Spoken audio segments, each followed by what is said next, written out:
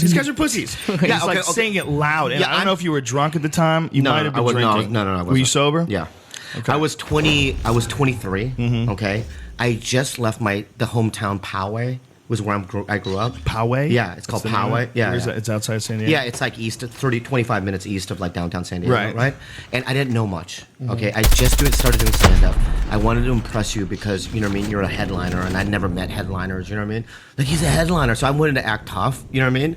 And I came across looking like a fucking asshole. Well, it's not how you came across. It was the threat that you had put us into. You'd put us in a position. Yeah, I apologized over the last 15 big years, deal, buddy. It's just a funny story, man. I still love you. It's just a funny story, but I just remember like this little motherfucker's gonna get me killed. Yeah, and I remember this. I remember vividly. Yeah. He was so incredulous. Even now we're waiting to get in the car. You guys are overreacting. Like, get in the I don't know what was wrong with car. Yeah. I'm like, I've seen murderers before. I've met them. Yeah, There's a certain tweak in a person's eye when they've already killed somebody. Sounds like nonsense. But Joe, I was just in South Africa. I did some shows out there. 3 o'clock in the afternoon, I walked out of my hotel room. And all of a sudden, I'm on the phone. What? Yeah. I go, why am I on the dirt? And he's Whoa. And I don't have any smarts. Hardpoint locked. You know what I mean? Like they So were. what would they hit you with something, or they throw you? Well, on no, the I ground? walked out and I saw these two guys kind of following me. Right. I go, oh, like I don't have that instinct. Right. You know what I mean? And the next thing I know, they throw me onto the ground. These two huge black dudes. Right. And then like my face is in the dirt, and they take my BlackBerry, and I had some cash in the other pocket. Right. Right. They ran off, and then Ian Bag, you know Ian Bag? Yeah, Ian Bag and I looked for 2 hours for them. What were you gonna do? I know, nothing. Why would you look for it? Because I was gonna buy my BlackBerry off of them. Oh, that's good. Like they're gonna accept They'll money. just steal your give money. You something that's worth money for your money. Fuck you. I don't know. That is the most. More money? That's the dumbest thing I've ever heard. Yeah, well, I'm just telling you this happened, and the thing is I just don't have the street smarts. Wow. Yeah, I just don't have that instinct. I live in the suburbs. That's not just not having street smarts. That's like you thought this out. And Ian Bag was down with this plan. Yeah. What's his problem? He's from Canada. I think me and Bobby He's grew Canadian. up together in the same apartment. He's Canadian. That's pretty crazy. Yeah. Yeah. So that's the same kind of thing that Africa's very tricky, isn't it? it's crazy. How long were you there for? A month and a half. Whoa, what were you doing there for a month? I did and a a half? I did a bunch of shows in Johannesburg, Durban, and Cape Town. It's crazy. It was crazy. I did it with great comics, so Pablo Francisco. I get to make. You keep getting them confused. I know Pablo Francisco. You know all those. Gabriel Glenn. No, it was Pablo, me, Ian, Orny Adams. Wow. Okay, I saw a photo with you and Orny online somewhere. That was it. Captured. Yeah. So what was the experience like? Well, first of all, what are the audiences like? They're Africans? No, it's just white and blacks. It's amazing. Dude, In what I'm- way? it's the best audiences I've ever played for. Really? You crush. You absolutely crush, bro. Really? Because comedy's only like 10 years old there. Whoa. Right? And they get you turn on the TV, you see 2.5 Men, all these shows that they get from America, right? But they can't do it themselves. No, they have a couple of, there's a guy named Trevor Noah who's a huge star out there. Really? Yeah. And he's a black guy, he's huge. And there's another guy named Luiso, right? So it's new. So like now, if you're a stand-up in South Africa, you get ad campaigns. Like just Verizon and Trevor Noah, you know what I mean? Just huge posters. It's a market. Dude, Dunham is now playing out there. Who? Jeff Dunham. Like everyone's going out there. Really? Yeah. Rogan, Joe, Pass. you would kill. There's plenty of places I don't get to go to in America. I got to get back to Houston. I haven't been to Chicago in a year and a half. I'm not going to fucking Africa. Yeah, but what I'm saying is that if they don't know me, you know what I mean? And they're still coming out. Right. Well, Right. they probably got Mad TV. Dude. No, they don't. No? No. They don't know who the fuck I am. I opened, bro.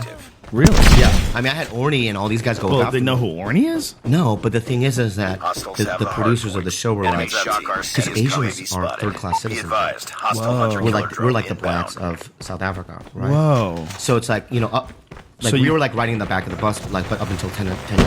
Really? Yeah. They were back to the bus for Asians? Yeah, we weren't able to vote. Like Really? 15 years ago. Yeah. So they view me as like, you know what I mean, like scum of the, which is crazy. It is absolutely unfoundable. You know what I mean? So it's like, so I went up first, and I could feel every show I did. people going through. You know what I mean? Like just, and I just know, you know, bang, bang. You know what I mean? Right. You could feel that they were like judging you. Not judging me, but there was a feeling of like, what the fuck is this shit, right? Really? Yeah. Well, how is that not judging you? Maybe, but the thing is, that I know as soon as I opened my mouth, I just said the first couple jokes. I had him on my side. You know what I mean? Wow. You just crush. Wow. You know what I mean? Because they've never really seen Asians that have an American accent that doesn't have an accent. Right. Right. So that in itself is shocking to them. And then me just talking like an American, which is them, and then me being funny. You know what I mean? Shocked them too. You know what I mean? Wow. So it's crazy. Yeah. So you were there for a month and a half? Yeah. I mean, I How went many for, shows did you do? Oh, I got a lot, bro.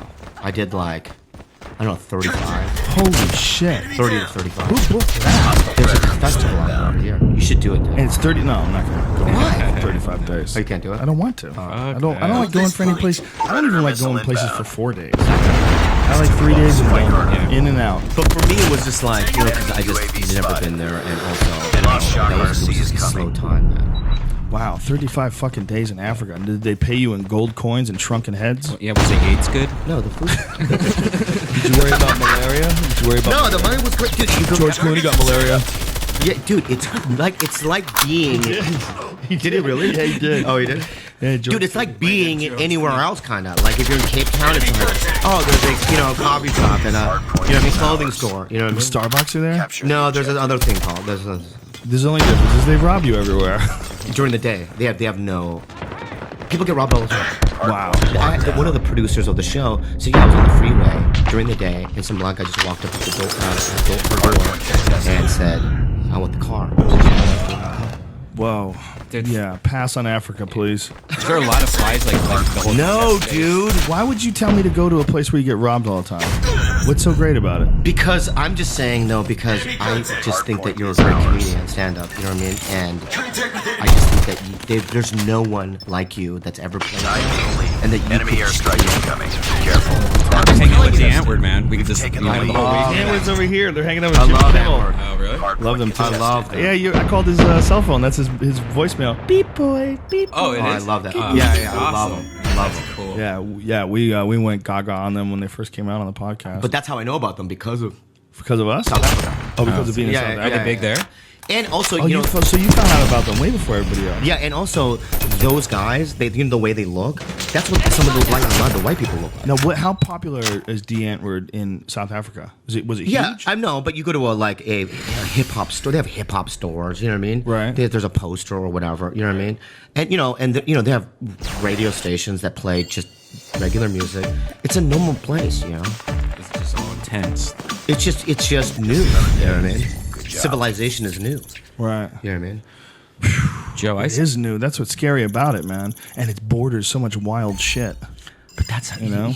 that's how Russell Peters, he had his first theater show in South Africa. Yeah. And that's how he got the momentum.